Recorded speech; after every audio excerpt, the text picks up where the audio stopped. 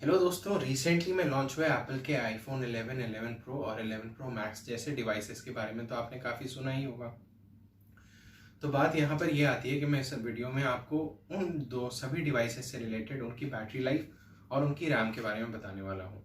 इन सभी डिवाइसेस में 4 GB की रैम है। तो सबसे बड़ा क्वेश्चन ये उठता है कि 4 GB की रैम, जबकि बाकी डिवाइसेस में जैसे कि आप वन प्लस ले लो या फिर Samsung Galaxy S8 plus, S10 plus, note 10 plus, ये सारे डिवाइसेस 10-12 GB रैम के वेरिएंट के साथ भी आते हैं।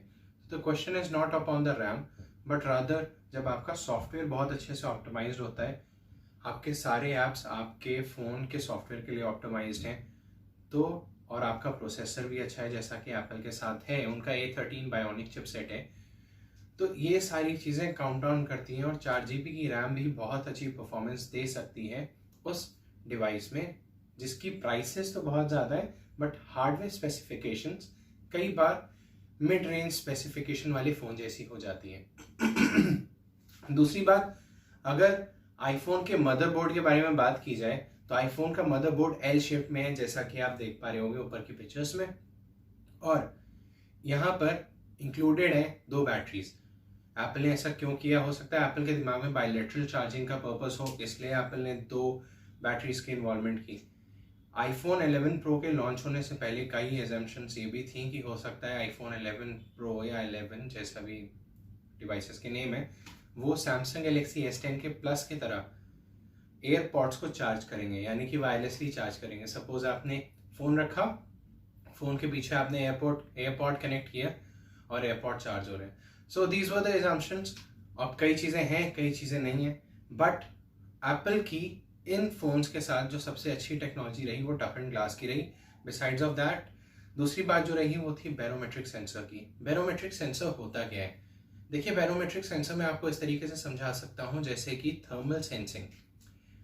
आपका फ़ोन चार्ज हो रहा है, आप उसे यूज़ कर रहे हो, आप उसमें हार्ड हैवी गेम्स खेल रहे हैं that are quite a bit tough for the phone to handle, तो फोन के प्रोसेसर से हीट निकलती है, उसका मदरबोर्ड हीट रिलीज करता है। अब वो हीट रिलीज होने के बाद थर्मोसेंसिंग के थ्रू जाकर सीधा लॉजिकल बोर्ड, जो लॉजिक बोर्ड है आईफोन के अंदर, उसके ग्रेफाइट से टच होनी चाहिए, क्योंकि ग्रेफाइट हीट का एक काफ़ी बुरा कंडक्टर है, तो वो हीट को रोक सकता है। और अगर हीट जाकर सीधा बॉडी से टच होती है तो आप उसे बिहाइंड ऑफ द फोन, यानी पीछे के पैनल में जब आप फोन टच करते हो तो आप वो हीट फील अप कर सकते हो।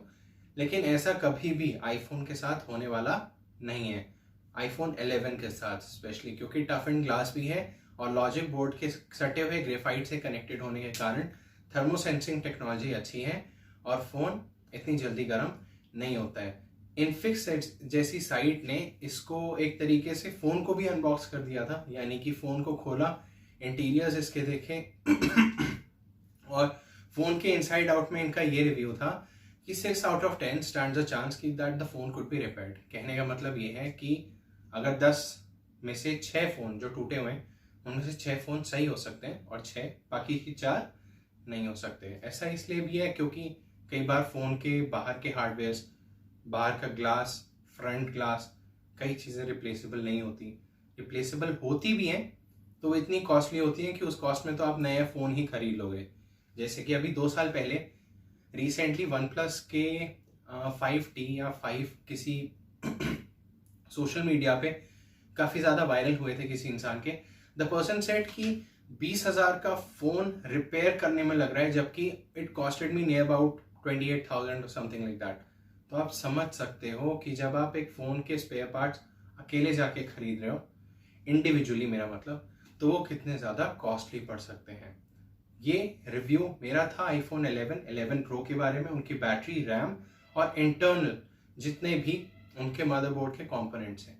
आशा करता हूँ आपको ये वीडियो पसंद आया होगा।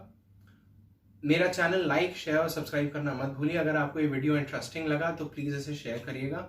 मैं आए दिन from the world of science tech कुछ ना कुछ नए इंटरेस्टिंग न्यूज़ लाता रहता हूँ, and also those which are in the interest of you people. So in my opinion, do consider subscribing it. Till then, अगर मुझे कुछ और नया न्यूज़ मिला तो I'll be sharing it with you as well.